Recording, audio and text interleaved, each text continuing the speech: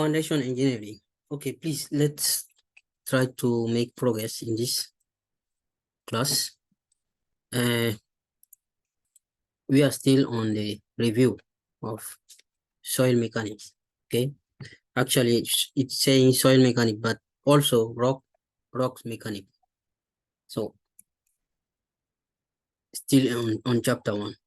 Maybe it's long, but it's really necessary for you to understand all this before we proceed to the next step. Okay, so in the previous video, we have introduced what is strength of soil. Okay, this strength of soil, we have talked about what it is and about the method procedure to obtain the strength parameter of soil. Okay, and we have introduced the triaxial test, which is one of the method to obtain the shear strength of soil. Okay, so I recommend you, if you didn't watch that video, you go and watch that video before you continue with this video, because I will not come back on the video again. Okay, this video I will continue with triaxial test and take few examples, because this triaxial test is somehow very important for you to understand, because depending on on your project, the foundation you want to build or you want to design, you need different type of triaxial test. So this video will cover which type of triaxial test you need in which condition, depending on your project. And I will take some example on how to obtain the shear strength parameters, which means cohesion and friction angle, just from the triaxial tests. Okay, so but first I will just briefly introduce the triaxial test on rocks. Briefly, how it works. So when you design foundation, if your foundation include rock, you have to consider triaxial test, testing rock, the strength of your rock. Okay, if the foundation is designed on rock, for example, pile foundation driven into bedrock, or pile and dried shaft foundation cast on bedrock. For this kind of thing, for accurate estimation of the shear strength of the in-situ rock, you need to do, for example, triaxial test, because the accurate estimation of the shear strength of the rock is really crucial for you, very vital. So there are several methods to estimate the shear strength of rock. There are several methods, but this is triaxial test is one of the method that is maybe one of the most accurate option. And we will explain this step by step. This is triaxial test on rock. Okay, you can see this is the membrane, rubber membrane, the yellow part. In this red part is the rock itself, the rock specimen, and the steel, hardened steel, the cell body is here. So this is, you can see load cell here. This is somehow how we do the apparatus to do triaxial test on rock. The interesting thing is the triaxial test is particularly reliable for rock, because the issues relative to sampling, when you want to sample soil, the soil is disturbed. This kind of issue this kind of disturbance will induce some effect, will alter the strength characteristic of your sample. Okay. However, in case of rock, the sampling doesn't have much disturbance on the rock.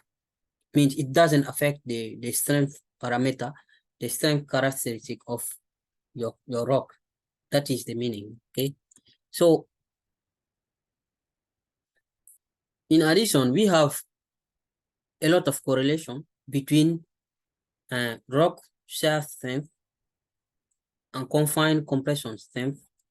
We will discuss this in section 143. This is section 142, means next section. And also the rock quality design. If you remember your class of rocks mechanics, rock quality design, you know this.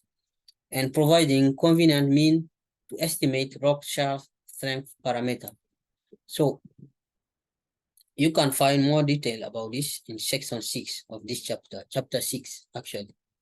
Chapter 6 of this course. We are still on chapter 1, okay? So triaxial testing on rock, it requires very specific material, very specific apparatus. The apparatus that is capable of withstanding relatively high confined pressure, because the strength of rock is relatively high compared to the one of soil. So which is often associated with rock. That the meaning. Confined pressure associated with rock. And the large deviator stress required to induce shear failure. You can see shear failure here. This kind of. So you need apparatus that can handle this kind of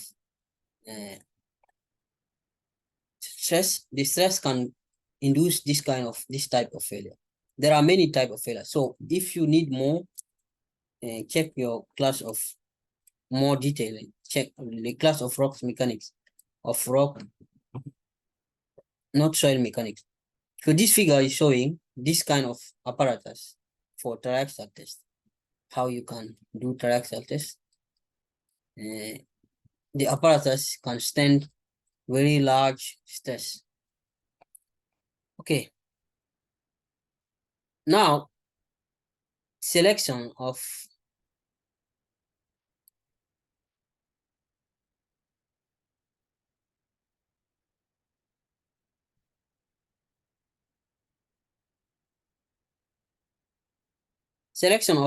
triaxial test type based on the construction situation.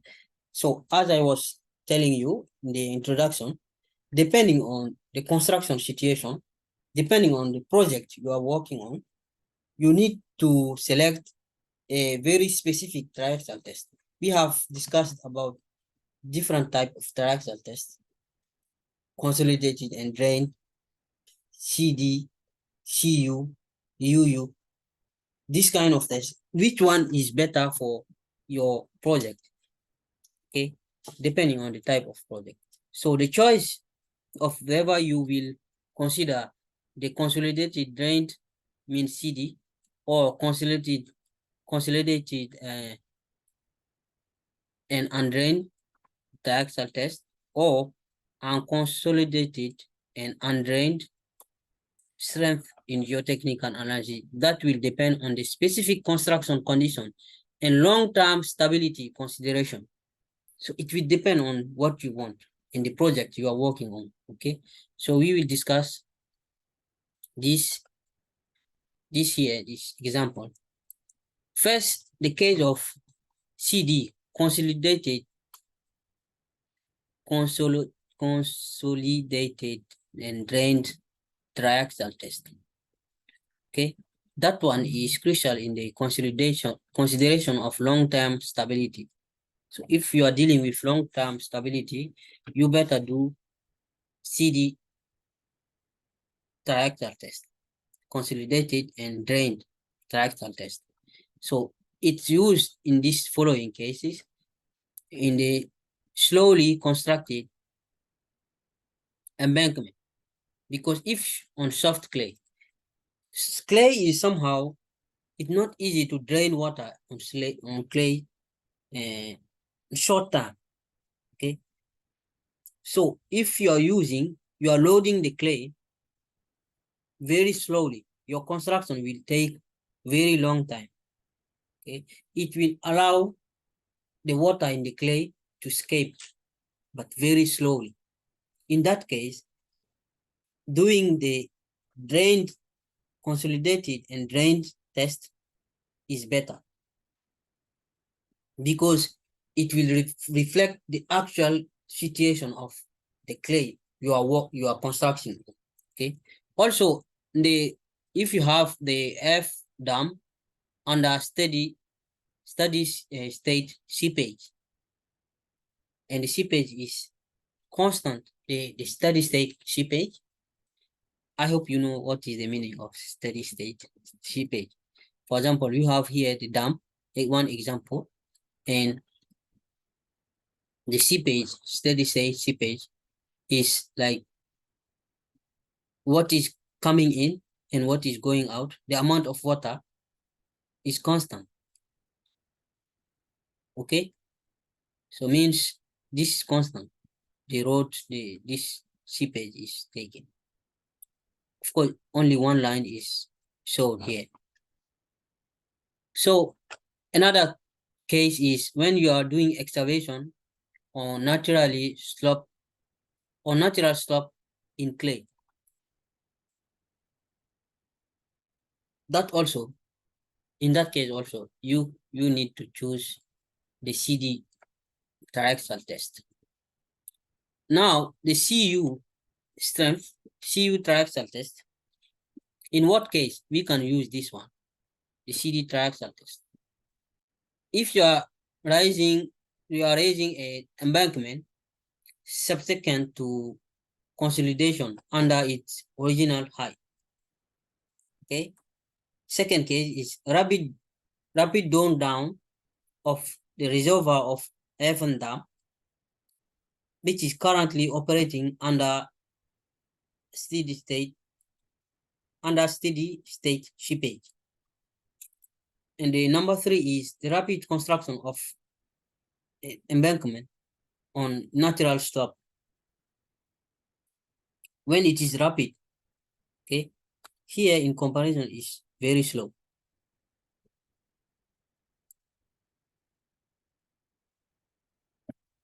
And the UU test, unconsolidated and undrained one, is when you are constructing rapid construction of embankment over soft clay. This is exactly the opposite of this one. Okay, means undrained.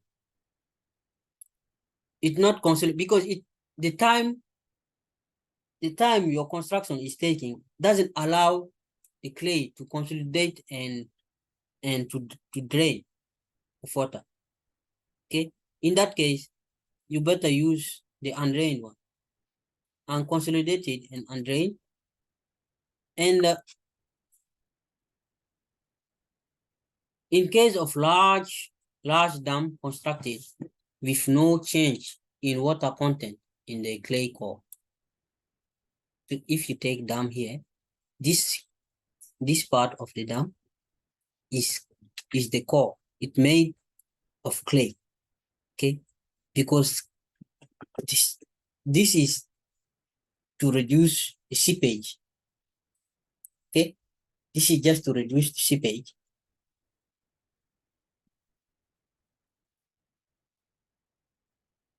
By using clay here.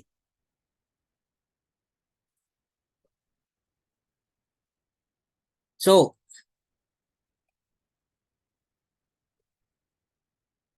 another one is the footing. When you are placing footing rapidly on clay deposit when you are constructing. So as you understand, this undrained one is when the construction is very fast. It doesn't allow the clay to, because if it is sun, you don't need this, because sun is draining water very easily. However, the clay, it's difficult for clay to drain water very easily, very slow. So it need time to let all the water go away, escape.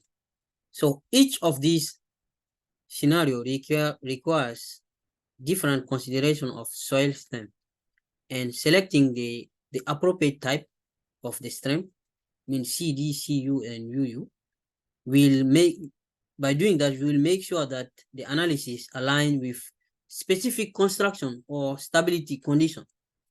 Okay, so your construction condition will govern your choice. Okay, and now how we can put the strength parameter based on triaxial test. It means you have the result of your triaxial test. How can you get the cohesion and friction angle of your soil? Okay, this is what we are going to discuss in this part. So technically, this is exactly how it works, but this case we will take in this, we will consider the CU and the UU. Okay, we will not consider the drained one, CU and UU. No, I hope you remember this figure. In the previous video, we have talked about this. So load the cell, the fluid cell can apply load for, and this another load, this one is applied, and the load applied here plus the cell load will make the sigma 1, will give us sigma 1. Sigma 3 is just the fluid cell, the pressure in the fluid. Okay, if you want more information, this is a reference, good reference for you. We will take the first example. That one is CU triaxial test.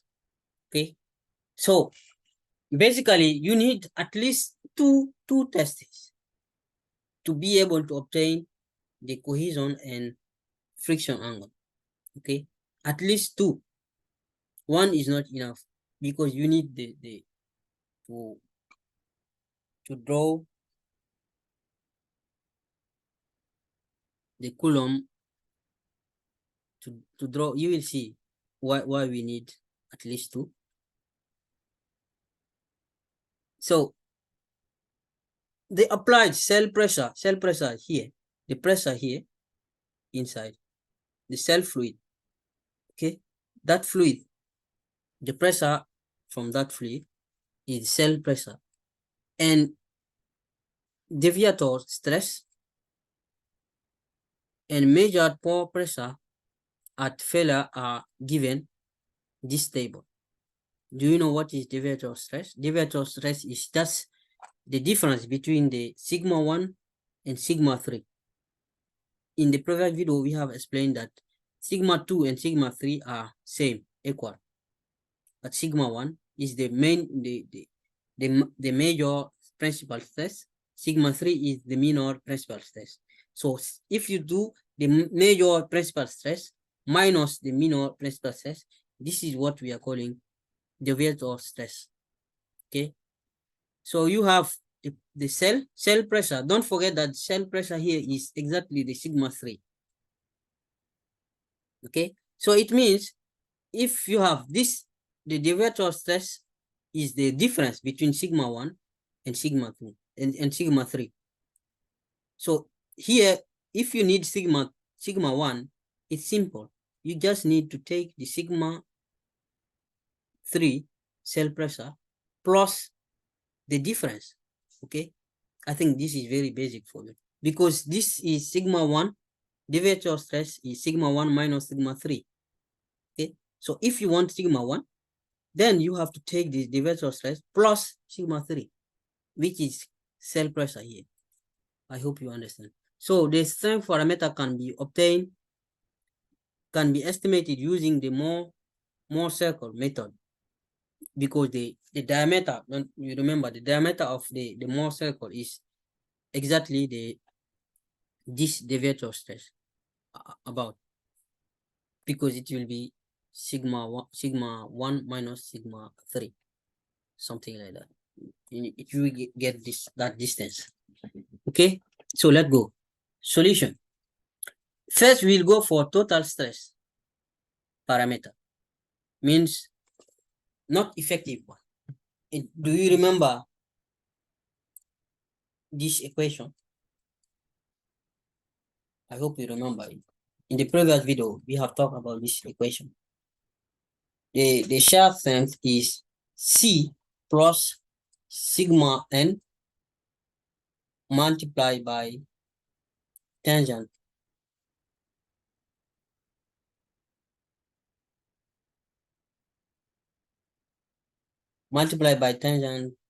phi. Okay. Yeah. So the total stress, sigma 1 and sigma 3, the major one and the minor one, acting on both test sample. We have two tests. Test number 1 are this value. Test number 2, this second line. As I told you, we need at least 2. So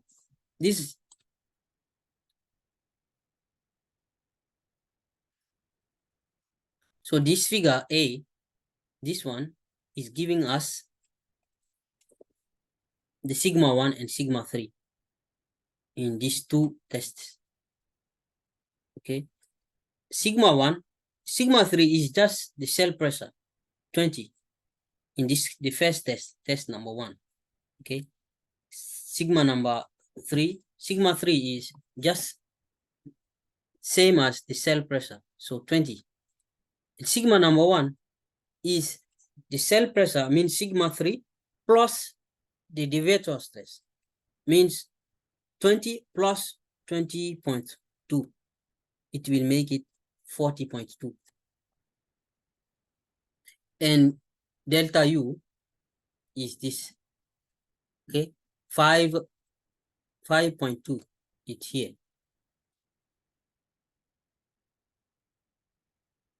So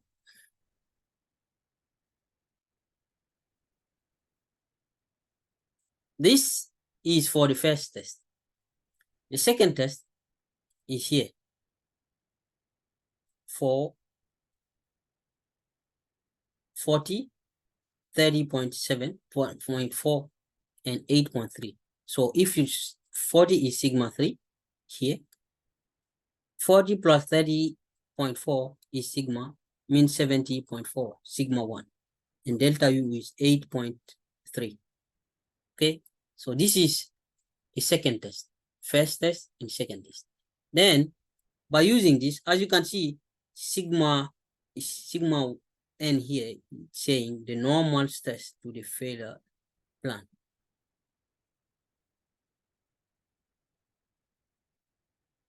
So this normal stress, sigma n, is different to this. So here, just remember that these are like, you place this sigma on this axis, the horizontal axis, because you can see here sigma in kilopascal. So this is what you need to do. And you can draw this circle. How it works exactly. These circles are called Mohr circles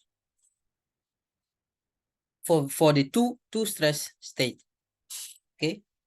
If we take the first test, for example, sigma 1, a sigma 3, the smallest one, 20. So it will be here. You place this point here. And sigma 1, 40.2. That one is around here. Okay, this point, not the first one, this one. So you will have 20 and 40.2. So this is the diameter of this circle. Okay, then you can make this circle. So one test give you one circle. Okay, then you increase the confining pressure, you increase the cell pressure. Here the cell pressure was 20, and as you know, when you increase the cell pressure, also the resistance become higher. So you increase this to 40 now, and you get this situation. This situation also will give you another circle. So 40 and 70.4. 40 is here, 70.4 is here. So this distance is the diameter of the circle. So you can draw the circle easily. Okay. So you have, please make sure you can distinguish the two circles of this case.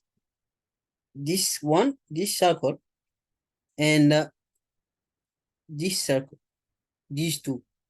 Okay. So you can use then these two circles and to draw this line. Do you understand now why we need two tests? Not only one, at least two. If you increase again the cell pressure, you can get another circle around here. Okay, and so on. Triaxial test. So this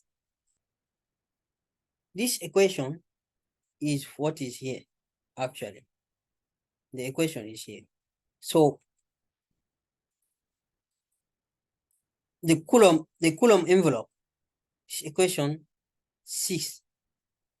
Okay, then you can easily obtain the shear strength parameter, means the C and the phi.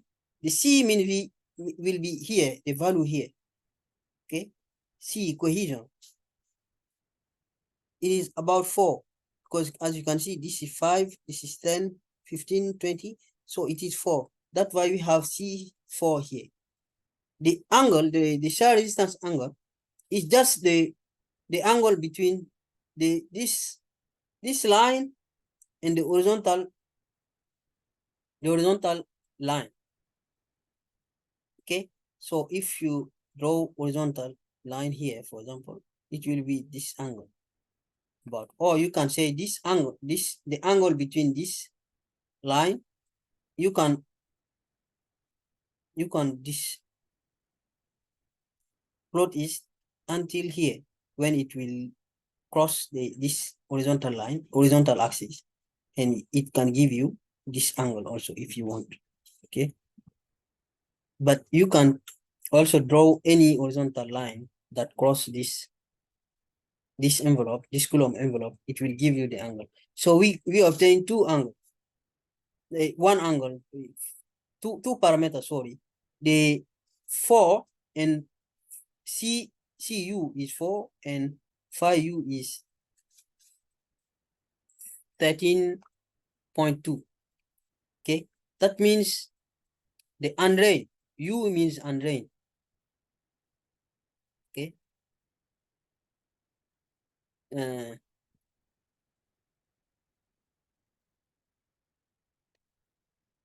U means here the total one. Okay,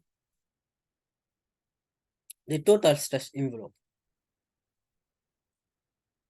So I think this was for the case. I go back a little bit.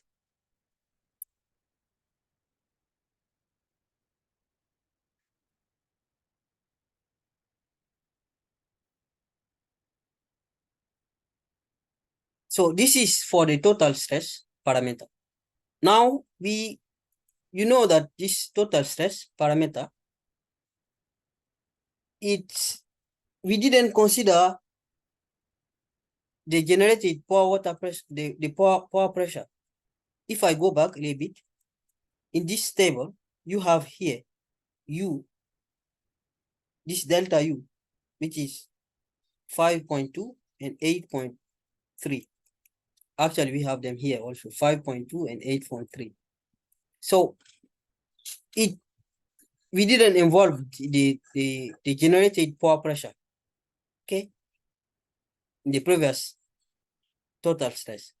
So the most appropriate application of C and phi obtained above are cases where the foundation are rapidly constructed on well-consolidated ground. So this because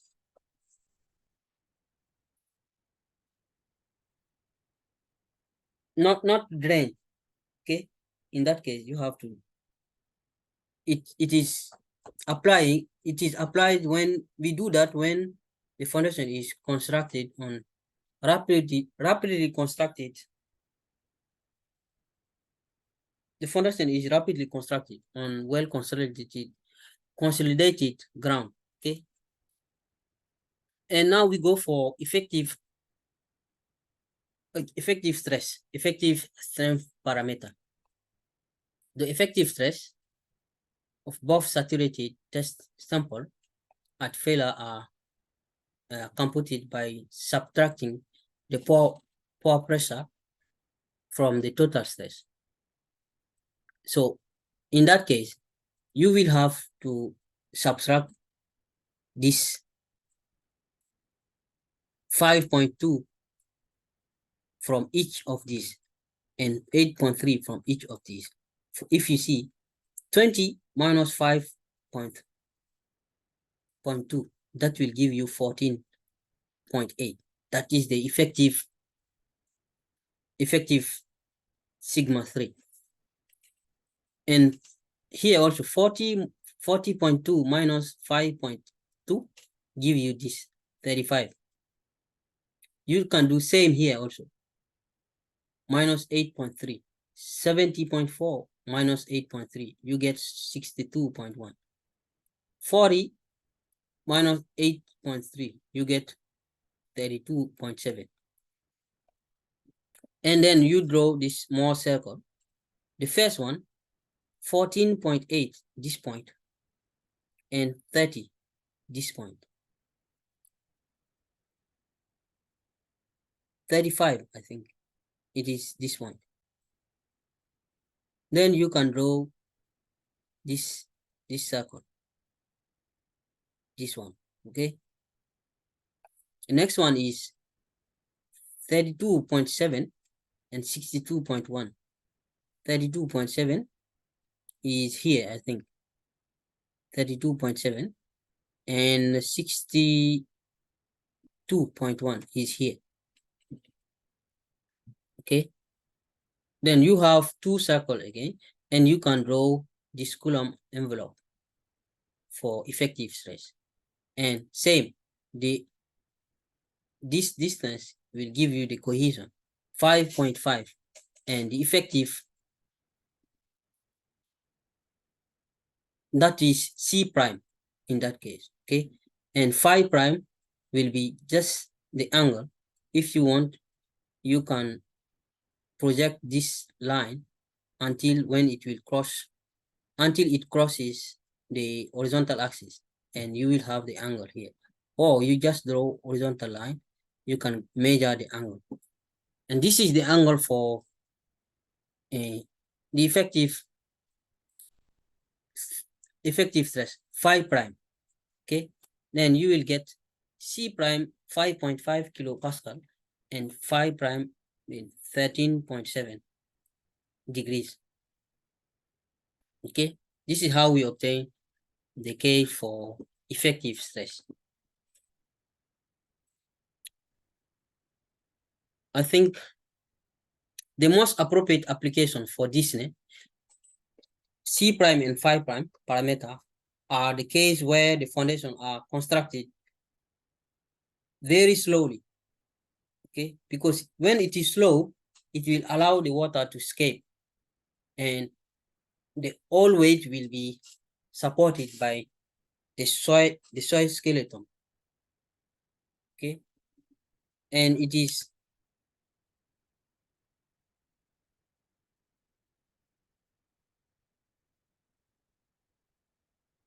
is when you have maybe your construction that will take very long time, so slowly on consolidated ground. So I think this is all. So next time we will do another example,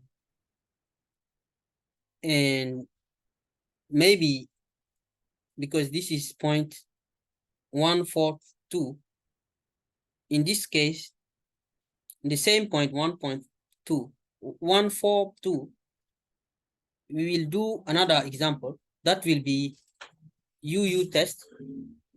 In case of UU test, how we determine the different shear strength parameters.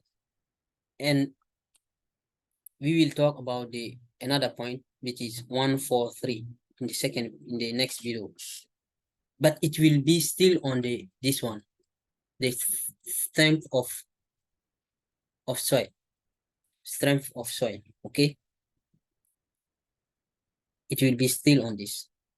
So this means we didn't yet finish with the point 1.4. Okay. Thank you very much. See you.